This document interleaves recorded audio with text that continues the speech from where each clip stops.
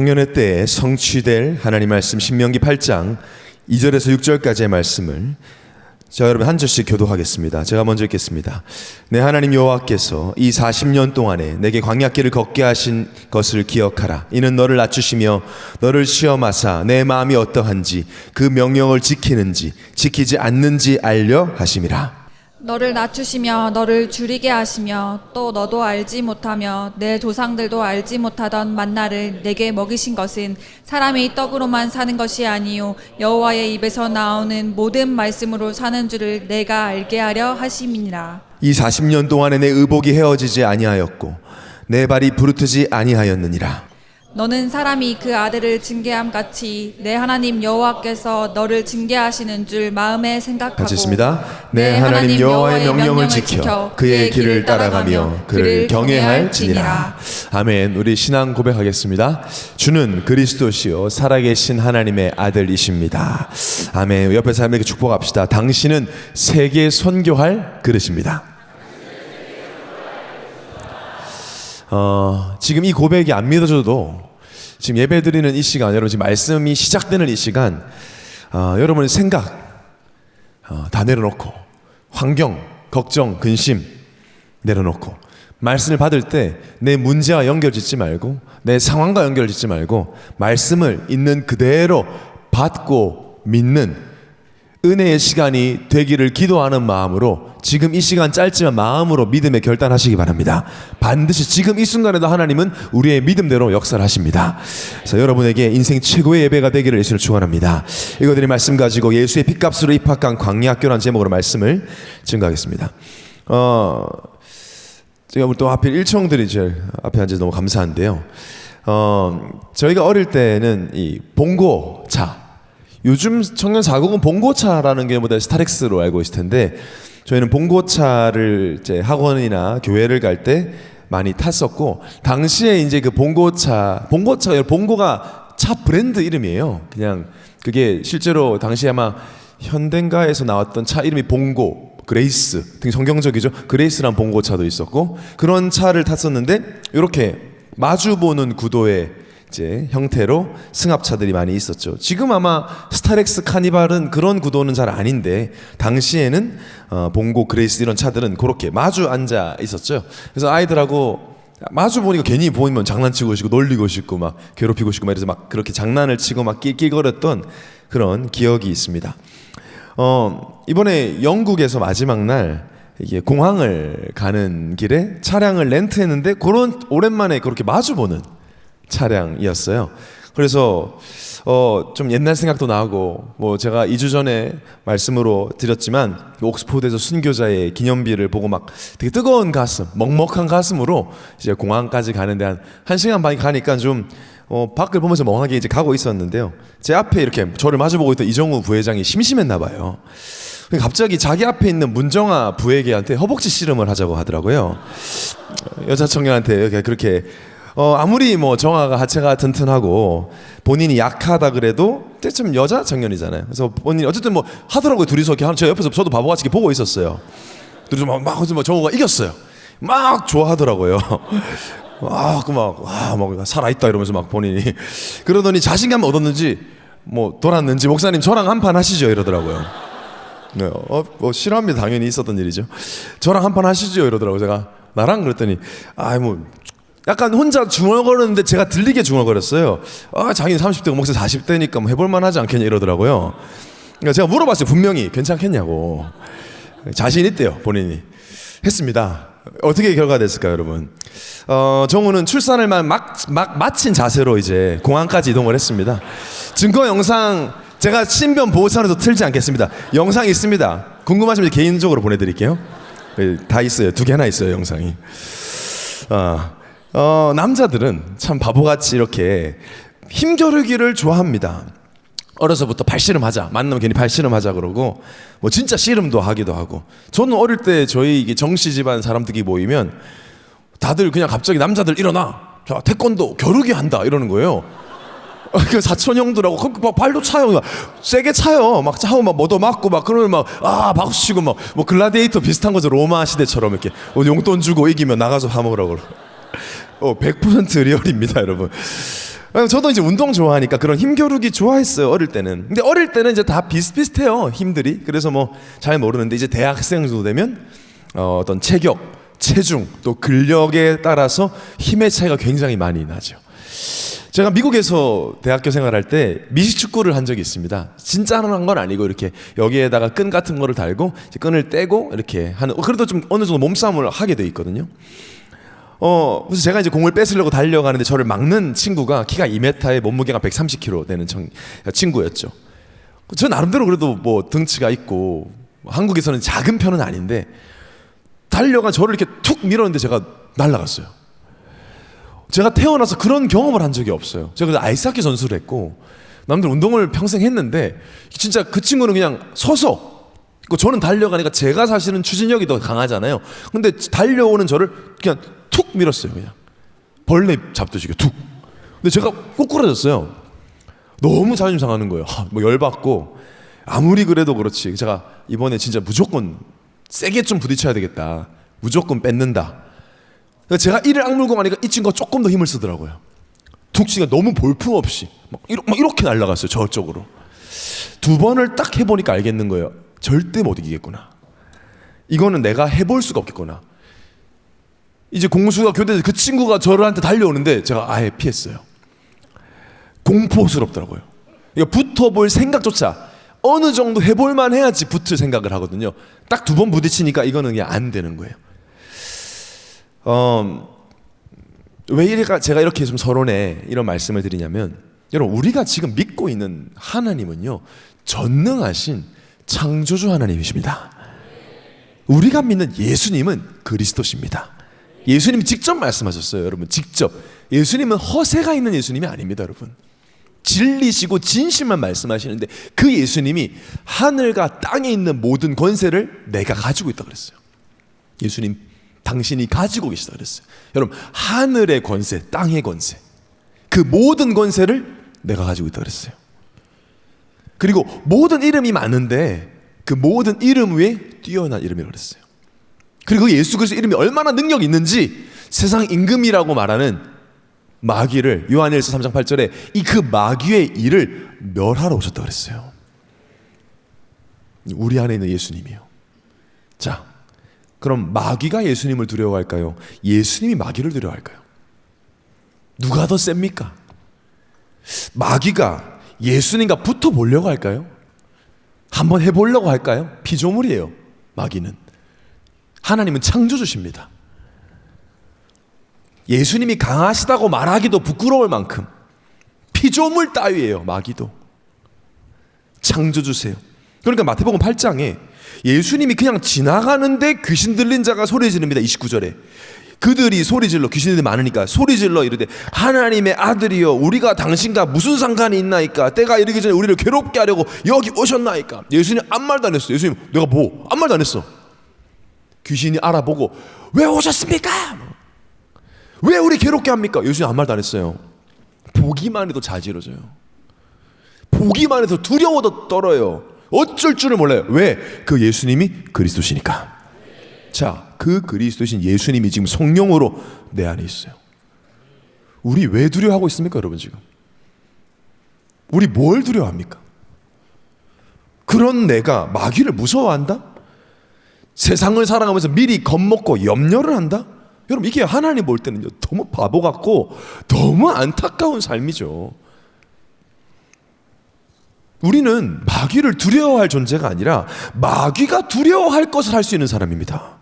여러분, 마귀가 제일 두려워하는 거 뭘까요? 마귀가 뭘 두려워할까요? 재벌을 두려워할까요? 마귀가? 과학자를 두려워할까요? 지식인, 유명인, 인플루언서를 두려워할까요? 아니요. 오히려 마귀는요, 하나님 믿지 않는 자들이 성공할수록 좋죠. 하나님 없어도 될 것처럼 살아가니까. 마귀가 제일 두려워하는 건요, 예수가 그리스도라는 복음이 계속 증거되는 것입니다. 자신이 가장 두려워하는 그리스도이신 예수 이름이 증거되는 것이에요. 그 이름을 믿고 구원받는 걸 마귀는 가장 두려워합니다. 자신의 존재가 드러나고 자신이 무릎 꿇어야 되기 때문이죠. 그렇게 우리에게는 이 복음이 증거되는 것이 최고의 응답이고, 만약에 복음이 증거되지 않는다면 우리에게는 저주죠. 살 이유가 별로 없습니다. 이 복음이 증거되지 않는 것이 재앙입니다. 그래서 우리는 어떤 상황에도 두려워할 이유가 없습니다.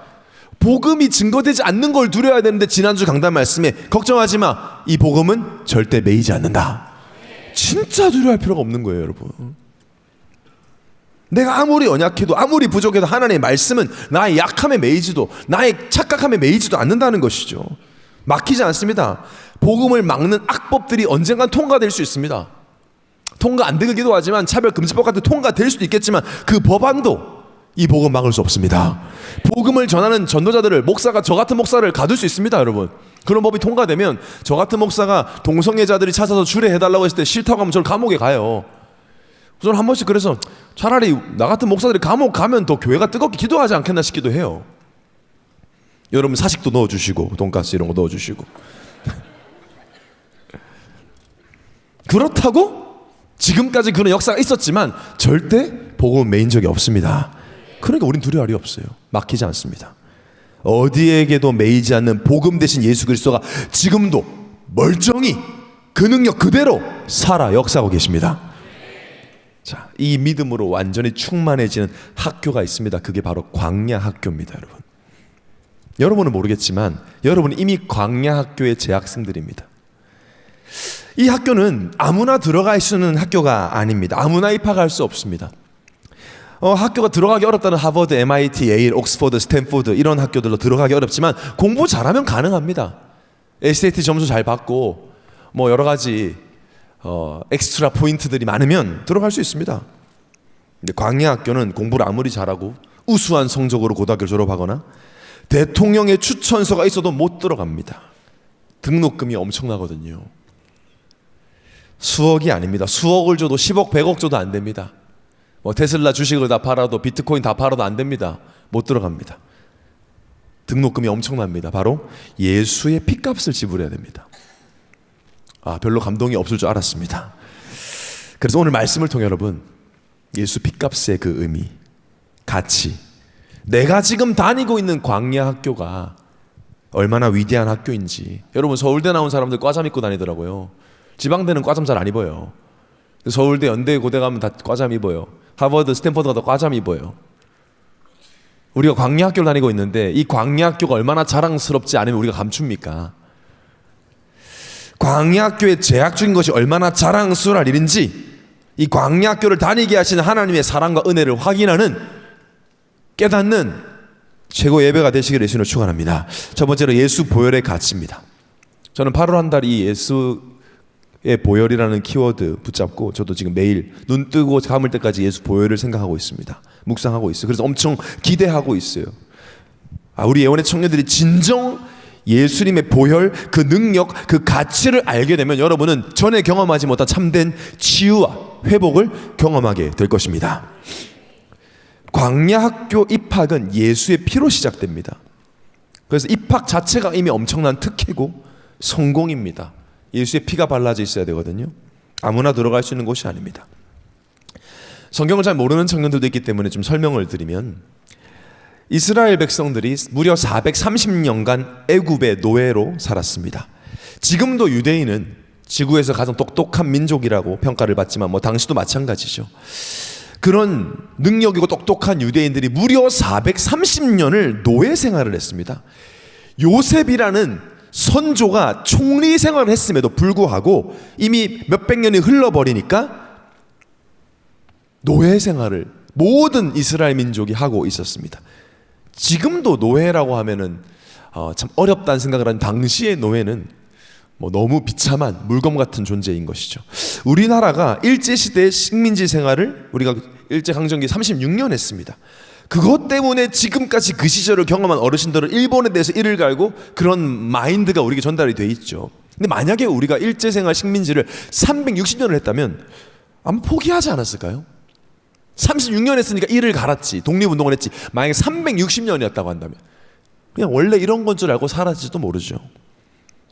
근데 이스라엘이 430년, 아마 이건 그냥 운명처럼 영원히 우리는 노예겠거니 당연하게 노예로 사는 것, 그렇게 살았을 것입니다. 지금 이스라엘 역사 말하는 거 아닙니다, 여러분. 우리 이야기를 하고 있습니다, 성경은.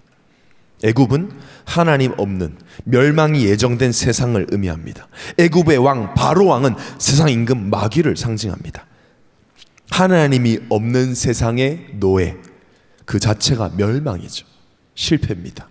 우리가 예수를 믿기 전에, 예수의 보혈을 바르기 전에 그런 노예 생활을 했죠. 세상의 노예, 먹고 사는 것만 그냥 관심 있고, 그게 다인 것처럼, 눈 뜨면 뭐 먹을까, 잘 때도 뭐 먹을까, 내일 걱정. 그렇게 살았죠. 하나님이 없는 그 자체가 멸망인데요. 성경은 말합니다. 에베소 2장 1절 3절에 죄와 허물로 죽었다는. 2절에 그때 너희는 그 죄와 죽음, 허물 그 속에 살면서 세상의 풍조, 흐름, 트렌드를 따르고 공중 권세 잡은 마귀를 따랐으니, 일단 모릅니다. 마귀가 따르는지 자기가 따르는지 모르지만 그냥 세상 흐름 따라가는 그 자체가 마귀를 따라가는 것이고, 불순종의 아들들, 불신자들 가운데 역사하는 영, 우리도 다 그 가운데서 육체의 욕심을 따라 육체와 마음에 원하는 것만 했죠. 우리도 다 그랬죠. 내 마음대로, 내 생각대로, 내 감정대로, 내 계산대로. 그걸 보고 뭐라고 해요? 본질상 진노의 자녀였다니. 그 자체가 육체와 마음에 원하는 것만을 위해 살아간 그 자체가 이미 저주받은 존재라고 성경은 분명히 말하죠. 그 이야기하는 겁니다. 지금 이스라엘 이야기가 아니라 우리 이야기라는 거죠. 노력을 했겠죠. 빠져나오려고. 기적을 체험도 했고 바랬죠. 그렇지만 바뀌지 않았습니다. 지금 세상들이 그렇습니다. 우리의 가정들이 그렇습니다. 다 일반화해서 말하지 마십시오. 그런 말이 아닙니다. 여러분의 가정 어떻습니까? 우리 부모님들이 연약해서 가정을 지키지 못한 것입니까? 우리를 미워서 상처를 주신 것입니까? 그렇지 않습니다. 일반화해서 말할 수도 없을 정도로 이제는 각자가 겪고 있는 문제가 너무 많고 다양해요. 질문해야 됩니다. 무너지고 싶은 사람 없지 않습니까? 가정을 박살내고 싶은 부모님은 없습니다. 정신과 약을 먹기까지 그 사람의 마음과 고통과 그 여정 누가 이해해 주겠습니까? 도박을, 마약을, 살인을, 극단적 선택을, 삶을 포기하는 일들을 겪고 있습니다. 우린 보고 있고요. 온갖 중독과 질병, 보이지 않는 것에 영향을 받고 있습니다. 제가 늘 말씀드리지만 보이지 않아서 안 믿는다고 말하면서 보이지 않는 거에 지대적인 영향을, 염려, 걱정, 분노, 불안, 보이지 않습니다. 정신력이 약한 겁니까? 아닙니다. 세상에 노예된 그 영적인 상태에서 빠져나올 수가 없는 것이죠. 그렇게 이스라엘 백성들이 끝이 없을 것 같은 고통 속에 있는 그때 하나님이 주신 언약입니다. 출애굽기 12장 2, 3절에 여호와께서 애굽 사람들에게 재앙을 내리려고 지나가실 때 문 임방과 좌우 문설주의 피를 보시면 여호와께서 그 문을 넘으시고 멸하는 자에게 너희 집 들어가서 너희를 치지 못하게 하실 것임이니라. 모든 집에, 애굽의 모든 집에 재앙을 준다고 약속하셨는데 피를 바르면, 어린 양의 피른을 바르면 그 피를 보고 재앙이 넘어간다 하셨어요. 어린 양의 피를 바른 집, 실제 그 재앙이 임했죠. 모든 애굽의 집의 장자, 바로 왕의 아들마저 다 죽었습니다. 피 바른 집만 넘어갔습니다. 그때 바로가 무릎을 꿇습니다. 바로 왕이. 그리고 비로소 430년에 영원할 것 같은 노예 생활이 끝이 납니다. 이 어린 양의 피가 누구의 피입니까? 장차 오실 예수 그리스도의 피입니다. 하나님이신 예수님이 우리를 구원하기에 창세기 3장 15절부터 여자의 후손 오실 것이다. 십자가에 피 흘리시고 죽으심으로 우리의 죄를 대속하실 거라고 예언하신 대로 오셨고 하셨고 실제 죽으시고 부활하셔서 그리스도의 사역을 완성하셨습니다. 인간에게는 그리스도가 필요합니다, 여러분. 그래야 하나님 만날 수 있거든요. 그래야 마귀 자식들 운명이 바뀌거든요. 그래서 여러분, 구원은 은혜지 공짜는 아닙니다. 엄청난 값을 지불한 거잖아요. 예수 그리스도의 죽음, 그 피값을. 그래서 히브리서 9장 12절에 염소와 송아지라 피가 하지 아니하고 오직 자기의 피로 영원한 속죄를 이루셔 단번에 성소에 들어가셨느니라. 이로써 예수님이 십자가에 죽으시고 피 흘리심으로써 마귀를 완전히 멸하셨습니다. 바로 왕이 유월절 어린 양의 피 앞에 무릎 꿇었던 것처럼 마귀도 예수 그리스도 앞에만 무릎을 꿇습니다. 죄가 인간에게 남아 있어야 마귀가 장악을 할 수 있고 세상의 노예로 만들 수 있는데, 인류의 모든 죄를 단번에 영원히 사하시는 능력이 오직 예수의 보혈 안에 있습니다. 이렇게 비싼 거예요, 예수 보혈. 그렇게 피를 바르고 출애굽을 해서 나왔습니다. 이제 약속의 땅 가나안을 향해서 가게 되는데 얼마나 기뻤을까요? 드디어 이제 노예 생활 끝났다. 약속의 땅으로 가자. 젖과 꿀이는 그 땅으로. 그런데 3일 만에 홍해 앞에 섰습니다. 분명히 예수 피 바르고 나왔는데 하나님이 인도하셨는데 홍해였습니다. 뒤에는 애국 군대가 쫓아옵니다. 이스라엘 백성들은 뭐 3일밖에 안 됐으니까 당연히 노예 체질이 발동을 해서 다시 돌아가자고 하죠. 여기서 죽을 수는 없다 원망을 합니다. 그때 하나님은 홍해를 가르시고 이스라엘 백성들은 마른 땅을 바다를 가로질러 걸어가죠. 이스라엘 백성들이 다 건너고 나서 애굽 군대가 도착했을 때 홍해는 다시 물로 덮어지고 애굽 군대는 거기서 수장이 돼서 죽습니다. 출애굽기 14장 27절 28절 우리 합독해 보겠습니다. 시작. 모세가 곧 손을 바다 위로 내밀매 새벽이 되어 바다의 힘이 회복된지라 애굽 사람들이 물을 거슬러 도망하나 여호와께서 애굽 사람들을 바다 가운데 엎으시니 물이 다시 흘러 병거들과 기병들을 덮되 뒤를 따라 바다에 들어간 바로의 군대를 다 덮으니 하나도 남지 아니하였더라. 하나도. 이스라엘 백성이 건너니까 저것들 건넌다면서 따라 들어갔는데 애굽 군대가 딱 이스라엘 백성들 다 건너고 애굽 군대가 들어왔을 때 바다가 다시 덮어졌어요. 다 죽었어요. 자, 이건 역시 이스라엘 이야기만은 아닙니다. 우리 이야기예요. 홍해를 건넌 것은 바로 세례를 의미합니다. 고린도서 10장 1절 2절에 형제들아 나는 너희가 알지 못하기를 원하지 아니하노니 우리 조상들이 다 구름 아래에 있고 바다 가운데로 지나며 모세에게 속하여 다 구름과 바다에서 세례를 받고. 세례를 의미해요. 세례는 무엇을 의미합니까? 바로 영원하고 완전한 해방을 의미합니다. 세상으로부터, 마귀로부터, 죽음으로부터, 지옥으로부터 영원하고 완전한 해방을 받았다는 것입니다. 성 어거스틴은 홍해는 세례를 예표하며 애굽 군대가 수장된 것은 옛사람의 죽음을 의미한다. 하나도 남지 않았다 그랬죠. 애국 군대가 다 죽었다 그랬어요. 이 말은 뭐예요? 과거의 마귀 자식이었던 나의 과거는 완전히 끝났다는 것입니다. 이제는 완전한 하나님과 함께하는 새로운 신분, 하나님의 자녀가 되었다는 것입니다. 다시는 지옥 백성이 될 수 없는 영원하고 완전한 구원을 우리는 얻었습니다.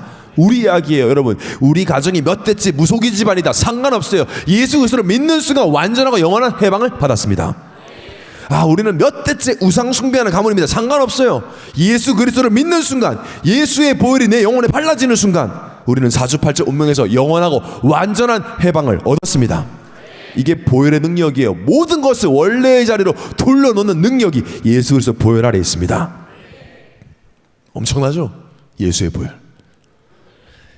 그래서 우리가 한 달 동안 붙잡은 요한 1장 7절 우리 합독해 봅시다. 시작. 그가 빛 가운데 계신 것 같이 우리도 빛 가운데 행하면 우리가 서로 사귐이 있고 그 아들 예수의 피가 우리를 모든 죄에서 깨끗하게 하실 것이요. 우리의 힘이 아닙니다, 여러분. 예수 그리스도의 보혈이 우리를 모든 죄에서 연약함에서 힘을 주시고 깨끗하게 하십니다. 자, 이 피값으로 영원하고 완전한 해방을 받은 우리를 데리고 간 곳이 어디냐? 하나님이 세우신 광야 학교였어요. 자, 여러분 조금 이해가 안 되잖아요. 아니 예수의 보혈의 피를 바르고 이 하나님이 직접 세례를 주셔서 홍해를 건너서 그 다음에 마주한 곳이 광야란 말이에요. 여기서 이제 되게 많이 혼란스러워해요. 제가 대학교 때 제가 골프 치던 선배를 전도했습니다. 정말 잘하던 선배였는데 좀 무너졌어요, 삶이. 너무 힘드니까 저를 찾아왔고 복음을 전해서 하나님 자녀들 진심으로 영접하더라고요. 어떠냐고 물어봤더니 마음이 평안하대요. 너무 기쁘대요. 예배를, 저는 진짜 이런 사람 있잖아요. 진짜 예수, 이 사람은 마지막까지 안 믿겠다. 예수님이 재림에서 뺨 한 대 때려야 믿을 것 같은, 진짜 믿을 사람이 아니었어요. 근데 완전히 무너진 채로 왔고, 전 처음에 제가 의심했다니까. 영접 안 한 것 같은데 하나님 어디 계셔? 내 마음속에 아니야 없어 막 이랬다니까요. 그 정도로 제가 참 예수를 절대 안 믿을 사람이었는데 제 생각에는. 근데 진짜 믿더라고요. 왜냐면 믿었다는 증거로 스스로 예배를 막 드리려고 그래요. 예배 드리니까 어떤 예배도 좋대요. 너무 평안하대요. 태어나 처음 느껴보는 평안이래요. 저도 막 막 신기했어요. 근데 어느 날 저를 찾아왔어요. 그때 진지한 사람이거든요. 찾아오더니 성민아, 아주 미안한데 나 영접 취소해주면 안 돼? 이러는 거예요. 내가 무슨 말씀이에요 형님? 그때 나 예수 믿고 되는 게 없어 이러는 거예요. 계속 뭐가 안 돼요. 제가 봐도 그렇게 느꼈어요. 약간 그런 거 있잖아요. 막 하나님 약간 너무 장난이 좀 심하신 것 같다 이런 생각. 운동선수 내가 예수 믿고 영접하고 예배 드리면서 팔 부러졌어. 뭐 1년 쉬고 또 근데 뭐 계약이 파기되고 막 그 다음에 또 뭐가 안 풀리고 막 계속 뭐가 안 돼. 본인도 이제 예수 믿고 나면은 뭐 잘 될 줄 알았는데 뭐 쫙 풀릴 줄 알았는데 길이 막히고 다치고 하니까 안 될 것 같다. 그때는 제가 사실 이 성경적인 답을 좀 못 해준 게 형님 그래도 있어 보세요 이렇게 얘기했던 것 같은데요. 그런 사람 많아요. 예수 믿기 전에 우리가 복음 전할 때 어떻게 합니까? 예수 믿으면 참 행복이 있다고, 참 평화 기쁨이 있다고. 뭐 우리 갈렙 창대 보면 막 다 행복해 보이고 막 천국 같고 가운 벗으면 나만의 군복을 벗어야 되는데 가운을 벗으면 막 이상하게 또 막 반지 귀신 들려 있고 막 이렇게 되니까 헷갈린단 말이죠 사람들이. 예수 믿어 행복하다더니 다 끝났다더니 왜 이렇게 힘들지? 왜 불신자 때보다 문제가 더 많이 오지? 왜냐면 예수를 믿게 되면 이제 벌써 안 믿는 집은 핍박을 받기도 하고 갈등도 생기고 이런 얘기를 많이 해요. 목사님 불신자 때는 죄인 줄도 모르고 그냥 막 살았는데 예수 믿고는 이것도 죄 같고 이것도 하나님 안 기뻐하실 것 같고 예전엔 사람들하고도 뭐 잘 이제는 뭐 예배 드린다고 하니까 뭐 비아냥도 받고 핍박도 받고 어려움이 자꾸 오고 갈등 생기는데 왜 이러냐고, 내가 뭘 잘못하고 있는 것이냐고, 왜 상황이 나아지지 않고 문제가 계속 옵니까? 내가 잘못 인도받고 있는 것입니까? 아닙니다 여러분. 최고의 학교에 입학했을 뿐입니다. 가장 비싸고 가치 있는 등록금인 예수님 핏값으로 선택된 자만 들어올 수 있는 광야 학교에 입학한 것이죠. 애굽이 하나님 없는 멸망이 예정된 세상을 의미한다면 이스라엘 백성들이 걸었던 광야는 하나님 나라의 사람들이 약속의 땅 가나안을 향해 걸어가고 있는 그 세상을 의미합니다. 또 가나안은 천국을 예표하죠. 이 땅에 사는 동안 우리는 광야 학교를 다닙니다. 왜 예수를 믿고 바로 천국 데려가지 않고, 왜 좋은 일만 있지 않고, 왜 안식과 평안만 있지 않고 왜 거친 광야로 우리를 인도하셨을까? 실제 이스라엘 백성들이 걸었던 광야는요, 낮에는 찔 듯이 덥고 밤에는 몸이 아릴 정도로 추운 광야였습니다. 애굽에서는 농사를 지어서 먹고 살았지만 광야에서 농사를 지을 수가 없었죠. 가야 되니까요. 오아시스가 광야 어디에 있지만 숨어 있어서 물 마시는 것도 너무 힘든, 이건 목숨과 직결된 문제죠. 물 마시는 것도 너무 힘든 어려움을 겪었습니다. 왜 이런 광야를 40년이나 걷게 하셨을까? 자, 오늘 예배를 드리는 청년들 중에 왜 이렇게 되는 게 없지? 왜 이렇게 힘들지? 내가 직분자인데, 내 교회다 내 모태신앙인데, 아니면 내가 진짜 예수 한번 제대로 믿어보려는데 왜 이렇게 어려움이 끝나질 않지? 자, 그 질문에 대한 답을 오늘 말씀해 주십니다. 우리 2절 3절 합독하겠습니다. 시작. 내 하나님 여호와께서 이 40년 동안에 내게 광야길을 걷게 하신 것을 기억하라. 이는 너를 낮추시며 너를 시험하사 내 마음이 어떠한지 그 명령을 지키는지 지키지 않는지 알려 하심이라. 너를 낮추시며 너를 줄이게 하시며 또 너도 알지 못하며 내 조상들도 알지 못하던 만나를 내게 먹이신 것은 사람이 떡으로만 사는 것이 아니요 여호와 입에서 나오는 모든 말씀으로 사는 줄을 내가 알게 하려 하심이니라.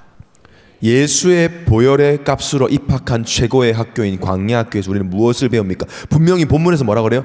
하나님 여호와께서 광야길을 걷게 하셨다 그랬어요. 벌 주는 게 아니고, 여러분의 지금 인생을 하나님이 벌 주면서 인도하는 게 아니라 하나님이 지금 이 길을 걷게 하고 계세요.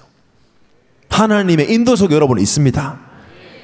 사랑의 하나님이시지 않습니까? 나를 위해 독생자 예수를 보내 피 흘리게 하실 정도로 나를 구원하기를 원하시고 나를 사랑하신 그 사랑의 하나님이 오늘 3절에 뭐라 그래요? 너를 줄이게 하시며, 줄이게, 배고프게도 하신다는 거예요. 하나님이, 사랑의 하나님이 낮추신다. 낮아진다는 말이 뭐예요? 많은 어려움과 문제를 겪는다. 뭘 알려주시려고요? 우리 가장 중요한 거 알려주시려고요. 최고 축복 알려주시려고. 뭐예요? 사람은 떡으로만 사는 것이 아니요 여호와의 입에서 나오는 말씀으로 사는 줄을 네가 알게 하려 하심이라. 말씀으로 살아가도록. 이것이 광야의 목적입니다. 원래 우리는 하나님 말씀으로 살도록 창조되었습니다. 아담과 하와가 범죄한 이유도, 모든 걸 잃어버리고 멸망한 이유도 말씀이 아닌 떡으로 살고자 했기 때문이에요. 분명히 사람은 떡으로만 살 수 없다. 떡이 필요 없다는 게 아니라 떡으로만은 살 수 없다. 여기서 말하는 떡이 뭡니까? 하나님이 아닌 사람이 의지하는 다른 것, 그게 떡입니다. 세상 사람들은 떡만 의지하죠. 돈, 성공, 사람, 자존심, 명예, 그것만 있으면 다 된다고 생각합니다. 그게 다라고 합니다. 그것이 그리스도 자리에 앉아 있습니다. 그것을 위해 살아가고 그것을 숭배하며 그걸 위해 목숨 걸고 그것만 가질 수 있고 될 수 있다면 뭐라도 합니다. 그래서 돈을 위해, 성공을 위해 하는 것은 박수 쳐줍니다. 다 이해해 줍니다. 그러니까 우리가 아직까지 이 복음을 모르는 사람들은 예수를 믿고 교회를 다니면서도 그 떡 달라고 기도하고 있습니다. 사람은 떡으로만 살도록 창조되지 않았어요. 그래서 떡이 있어도, 그 떡을 가져도 평안, 만족, 행복은 절대 없습니다. 있을 수가 없어요. 사람은 행복은 하나님과의 교제 속에서 나오는데 떡으로는 하나님과의 교제가 불가능합니다. 근데 사람들은 모르니까 내가 떡이 없어서 불행한 줄 알아요. 눈에 보이는 내가 원하는 그걸 얻지 못해서 불행하다고 생각합니다. 아닙니다. 하나님의 말씀이 없어서 불행한 겁니다. 하나님은 떡으로 우리에게 나타나신 하나님이 아니라 말씀으로 자신을 나타내십니다. 그 사람은 영적 존재, 모든 인간은 하나님의 형상 닮은 우리는 하나님의 말씀으로 살아갑니다. 하나님의 말씀으로 하나님과 교제합니다. 하나님의 말씀에는 하나님의 뜻이 들어있습니다. 여러분도 지금 말씀을 들으면서 하나님의 뜻을 듣게 되죠. 하나님이 무엇을 기뻐하시는지, 하나님이 무엇을 원하시는지가 말씀에 나옵니다. 우리는 그의 자녀로서 그 말씀을 듣고 믿고 순종하며 살아갑니다. 그런데 우리는 노예 체질, 내 마음대로 하던 체질, 떡을 위해 살던 체질이 그대로 있기 때문에 광야 학교에서 하나님 말씀만을 믿고 의지하도록 내가 믿고 의지하던 다른 것을 없애기도 하십니다. 사라지기도 하십니다. 우리 입장에서는 상처고 배신이고 사기고 실수고 갈등일 수 있지만 하나님 보실 때는 수업이고 훈련이에요. 다른 목적 없어요.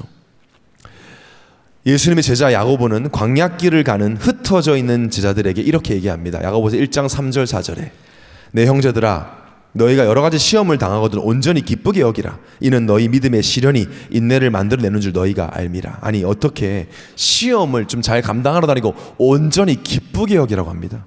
무슨 허세 부리는 것도 아니고 믿음의 시련. 여러분 시련이란 단어 얼마나 아픈 단어입니까?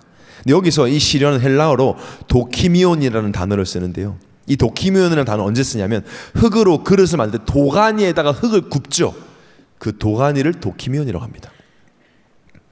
도가니의 유일한 목적은 금광석을 뜨겁게 달면서 그 속에 있는 불순물을 걸러내는 것을, 그래서 순금이 되도록 하는 것이죠. 광야 생활을 하면서 우리는 도키미온을 만납니다. 그 도가니 속에 들어가기도 됩니다. 우리가 만나는 모든 시험과 시련은 결국 우리의 믿음 안에, 마음과 생각 안에 우리도 모르게 들어와 있는 영적 불순물들, 복음 아닌 것들, 그리스도 아닌 것들, 그리스도인 척 포장해서 들어와 있는 것들, 하나님 말씀인 척 들어와 있는 세상의 떡들 다 걸러내서 우리의 믿음이 순금처럼 오직 섞이지 않은 복음과 그리스도만을 믿는 믿음으로 밝게 빛나게 하기 위함입니다. 다른 거 다 사라지고 그리스도만 남게 하시려고. 그래서 예수님은 십자가 지시기 전에 앞으로 많은 사람들을 광야 학교에서 지도해야 되는 베드로, 요한, 야고보에게 이 수업 내용을 미리 알려주셨어요. 여러분 잘 아시는 변화산에서 모세 사라지고 엘리야 사라지고요. 복음인 것 같은 것들 다 사라지게 하고 마태복음 17장 8절에 오직 예수 외에는 아무도 보이지 아니하더라. 미리 보여주셨어요. 이렇게 인도할 거야. 교회들을. 신비한 엘리야 같은 역사도 철저한 율법의 삶으로도 광야에서는 살아남을 수 없다는 것을, 오직 그리스도이신 예수만 보이도록 하나님은 오늘도 우리를 인도하고 계십니다. 놀라지 마십시오. 사라져도 의지하던 거. 배신 아닙니다. 내가 그리스도이신 예수님보다 더 바라보고 소망했던 것들을 사라지기도 하십니다. 내가 성령의 인도를 받기보다 내 손에 쥐어지고 내 생각대로 계획했던 것만을 쫓아갔던 우리를 체질을 바꾸기 위해서 안 되기도 하십니다. 때로는 그 시간이 매우 길게 느껴지지만 하나님의 은혜와 그 은혜로 통한 인내를 통해 그 시간이 지나가면 결국 오늘 4절의 말씀처럼 우리의 믿음이 오직 예수 그리스도만으로 충분한 부족함이 없는 상태가 되는 것입니다. 그래서 광야학교에서는 시련과 문제를 기쁘게 여깁니다. 왜냐? 이 시련과 문제를 통해 오직 그리스도를 믿는 믿음만 남을 것이기에. 여러분, 광야학교 학생 여러분, 문제와 시련 만나거든 기뻐하시기 바랍니다. 아, 오직 되게 하시는구나. 오직 말씀으로 살게 하려고 하시는구나. 이 가문의 흐름을 완전 뒤집으려고 하시는구나. 하나님 나를 통해 영광 받으려고 하시는구나. 그래서 그 누구도 예배하지 않고 오직 여호와 하나님만 경외하는 법을 우리는 광야학교에서 배웁니다. 오늘 4절을 보겠습니다. 이 40년 동안에 내 의복이 헤어지지 아니하였고 내 발이 부르트지 아니하였느니라. 너는 사람이 그 아들을 징계함 같이 내 하나님 여호와께서 너를 징계하시는 줄 마음에 생각하고 내 하나님 여호와의 명령을 지켜 그의 길을 따라가며 그를 경외할지니라. 40년 동안 그렇게 불평했지만 실제로 굶어 죽은 사람은 한 명도 없었습니다. 여러분, 책임지세요. 굶어 죽을까 염려하지 마십시오. 책임지십니다. 의복이 옷이 헤어지지 않았습니다. 발이 부르트지 않았어요. 그 덥고 추운 광야를 걸어가는데 하나님이 지키신다는 겁니다. 하나님은 시작하셨기 때문에 책임을 지십니다. 우리의 목적은 옷이 헤어지지 않는 것과 발이 부르트지 않는 거 있지 않습니다. 원래의 형상, 오직 하나님의 말씀만을 믿고 따르고 하나님의 길을 따르는 하나님만 경외하도록 하나님은 광야학교에서 우리를 훈련시키십니다.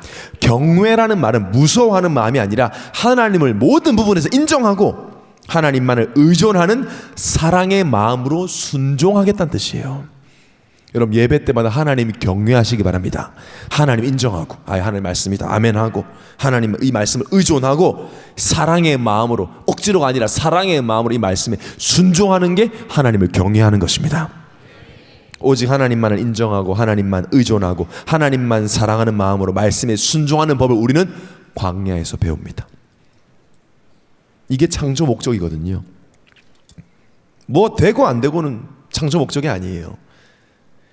말씀으로 살아가고 말씀에 순종하며 말씀만 의지하여 하나님께 영광을 돌리는 것이 광야학교에서 우리가 배울 축복입니다.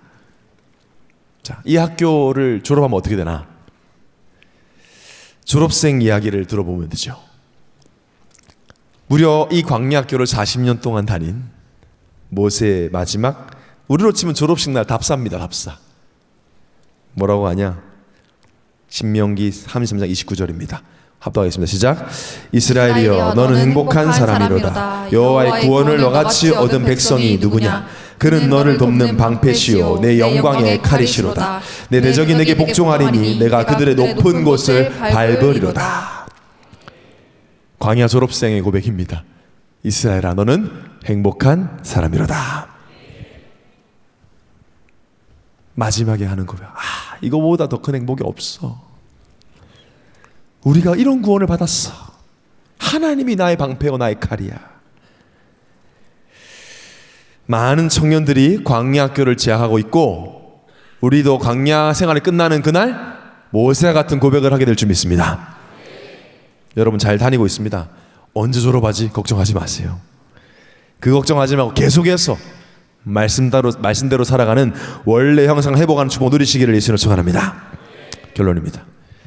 한 달 전쯤에 미국의 대표적인 복음주의 설교자이자 개혁주의 신학자인 존 메가더 목사님이 하나님의 부르심을 받고 86세의 나이로 소천하셨어요. 저는 신학생 때부터 이 존 메가더 목사님의 주석과 책과 설교를 많이 들으면서 많은 은혜를 받았었습니다. 제가 영국에 이번에 이제 선교 갈 때도 영어 설교 공부하기 위해서 존 메가더 목사님 설교를 많이 듣고 또 공부하고 정리했었습니다.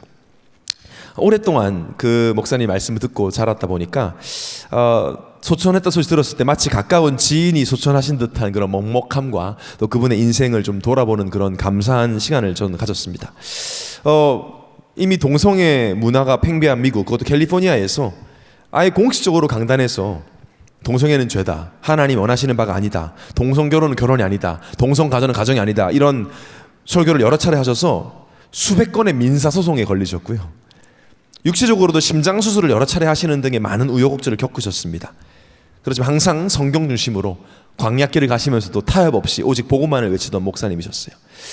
워낙 전국적인 인지도를 가지고 계신 몇 안 되는 그런 목회자이기에 이제 그분의 돌아가신 것이 뉴스에도 많이 나오고 추모하는 글과 기사가 많았는데, 많은 사람들이 존 메가더 목사님의 유언이 뭘까 궁금해했어요. 마지막 유언이 무엇일까? 여러분, 유언은 길게 하지 않습니다. 여러분, 죽기 전에 막 갑자기 설교 한 편을 할 수는 없어요. 죽기 전에 가만히 있어 보자 이런, 그건 유언이 아니죠. 겨우겨우 호흡을 다 끌어모아서 한마디를 하죠. 그 유언이 영어로 뭐였냐면 Stay faithful, 이 한마디를 하고 돌아가셨다 그랬어요. 끝까지 믿음으로 살아라. 근데 이 유언이 알고 보니까 존 메가더 목사님의 아버지도 그 유언을 하고 돌아가셨대요. 어쨌든 한 일생 동안 복음을 전하시다가 소천하신 목사님의 유언 Stay faithful, 좀 생각이 많이 되더라고요. 그만큼 어려운 게 아닌가. 믿음으로만 살아가는 것이, 계속 이 믿음을 지키는 것이. 광야 같은 세상을 살아가면서 우리는 자꾸 믿음 아닌 다른 것을 더 의지하고 앞세울 때가 많습니다. 눈에 보이는 문제를 그저 감정적으로 내 생각대로 해석하고 판단을 합니다. 광야길을 우리는 가본 적이 없는 길인데 또 가본 적도 없으면서 길도 모르면서 내 경험, 나랑 비슷한 수준의 IQ를 가진 사람들의 말을 더 따르고 신뢰하죠.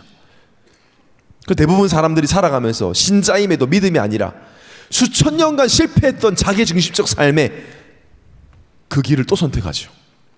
그 또 실패합니다. 노아 시대 때도 실패했던, 아브라함 시대 때도 실패했던, 모세 때도 실패했던 자기중심적 내 맘대로의 삶을 또 살아요. 또 실패하죠. 그래서 우리는 항상 기억해야 됩니다. 믿음으로 사는 것입니다. 광야에서는 믿음으로 사는 것이 가장 안전하고 가장 현명하고 가장 지혜로운 방법이에요. 무엇을 믿는다는 것입니까? 어떤 상황에서도 지금 광야길을 인도하시는 분은 하나님이시다. 지금도 하나님은 나와 성령으로 함께 하신다. 지금도 말씀으로 나를 인도하신다 라는 믿음으로 사는 것입니다. 광야길로 인도한 분이 누구라고요? 하나님이십니다. 하나님이 시작하셨습니다. 이 광야길을 예수 피를 발라서 인도하셨어요. 그래서 빌립보서 1장 6절에 너희 안에 착한 일을 시작하신 이가 하나님이 그리스도 예수 날까지 끝까지 이루실 줄을 우리는 확신하노라. 신앙생활 내가 시작한 게 아닙니다. 하나님이 시작하셨습니다. 예수의 피 내가 바른 게 아닙니다. 하나님이 발라주셨습니다. 나를 구원하시기로 예정하시고 구원하셔서 광야로 인도하신 분이 하나님이세요. 자, 믿음으로 살면 어떤 열매를 맺느냐? 베드로서 1장 9절에 믿음의 결국 곧 영원 구원을 받음이라. 우리는 나왔습니다. 광야에서, 아니 애굽에서. 우리는 하나님과 함께 지금 이 길을 가고 있는데, 지금 여전히 애굽의 노예 생활하는 우리 주위에 많은 사람들 있죠. 지금도 마귀의 영향 아래 잡혀서 노예 생활, 종노릇 하는 자들. 여러분 어때요? 저도 예전에 뭐 어릴 때 가수 저는 H.O.T보다 신화를 더 좋아했어요. 일청들은 알죠, 신화. 사청들은 신화를 몰라요. 옛날 이야기인 줄 알아요. 신화라고 있었어요. 모릅니다. 으쌰 있었어요. 모르죠 잘. 저는 되게 좋아했어요. 남자 춤도 잘 추고 하니까. 근데 얼마 전에 그 신화 가수인 이민우 씨가, 저는 방송 시스템 자체가 참 저주받았다고 생각하는 게, 어떻게 예수 믿는 사람이 예배 드리는 건 절대 방송 내보내지 않지만 무속인만 와서 상담하는 건 1시간 내내 보여주죠.